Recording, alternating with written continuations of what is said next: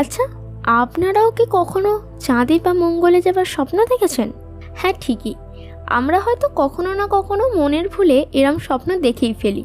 আজ আমরা যাকে নিয়ে গল্প করতে চলেছি সেই ভদ্রলোক সিদ্ধান্ত নিয়েছেন 2060 সালের মধ্যে তিনি পৃথিবী থেকে মঙ্গলে যাবার খরচকে আমেরিকায় একটা বাড়ি কেনার খরচে নামিয়ে আনবেন।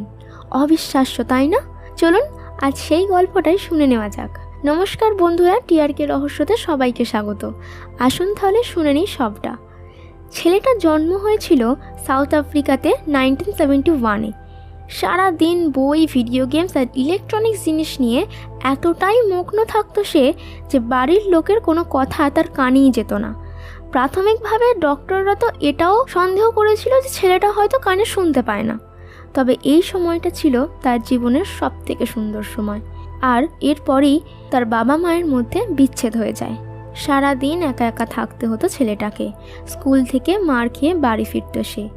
এই সময় সে বন্ধু বানিয়ে ফেলল পড়ার বই আর ইলেকট্রনিক্স জিনিসগুলোকে। ঝোঁক বাড়তে থাকলো কম্পিউটারের প্রতি। মাত্র 12 বছর বয়সে প্রোগ্রামিং শিখে বানিয়ে ফেলল একটি ইন্টারনেট গেম। বয়স তখন 17। সে চলে এলো কানাডা। সেখানে পড়াশোনা করে 3 বছর পর সোজা আমেরিকা। সেখান থেকে ফিজিক্সে গ্র্যাজুয়েশন কমপ্লিট করে চলে গেল লন্ডন। পিএইচডি শুরু করে ছেড়ে দিল মাঝপথেই। 1995-এ স্থাপিত হলো তার প্রথম কোম্পানি জিপ2। এখান থেকে যে টাকা এলো তা থেকে তৈরি করলো x.com বলে একটা ওয়েবসাইট, যেখানে মূলত টাকা পয়সা দেওয়া নেওয়া হতো। পরবর্তীকালে এটা বদলে গেল পেপ্যালে। এরপর মহাকাশ যাত্রা শুরু করার জন্য সে শুরু করলো তার থার্ড কোম্পানি, নাম দিল স্পেস এক্স। কিন্তু তাকে হতাশ করে দিয়ে ফেল হয়ে গেল তাদের প্রথম রকেট মাত্র 33 সেকেন্ডেই। ব্যর্থ হলো সেকেন্ড এবং থার্ড রকেটটাও।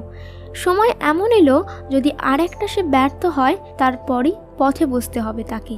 কিন্তু সব কিছু বাজি রেখে ফোর্থ রকেটটাও লঞ্চ করে ফেলল এই জেদি মানুষটা, এবং সবাইকে অবাক করে দিয়ে এই রকেট চলে গেল পৃথিবীর অরবিট পর্যন্ত।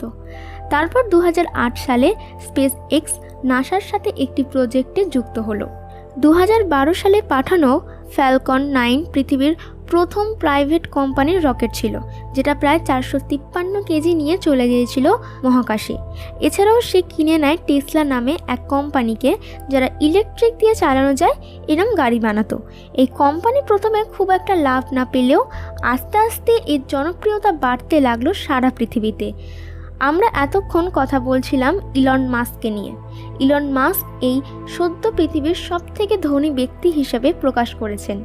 তিনি স্বপ্ন দেখেন যেটা সাধারণ মানুষের কাছে সেগুলো রূপকথা মনে হয়, সেসব তিনি সত্যি করে দেখাবেন। তিনি বিশ্বাস করেন 2060 সালের মধ্যেই আমরা মঙ্গলে যেতে পারবো। তিনি চান আগামী প্রজন্মের সামনে বিজ্ঞানকে শ্রেষ্ঠতম করে তুলে ধরতে। ভালো থাকুক ইলন মাস্ক।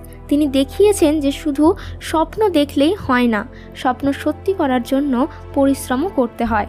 তো বন্ধুরা, কেমন লাগলো ভিডিওটা অবশ্যই বলবেন, আর ভালো লাগলে লাইক করে সাবস্ক্রাইব করতে ভুলবেন না কিন্তু।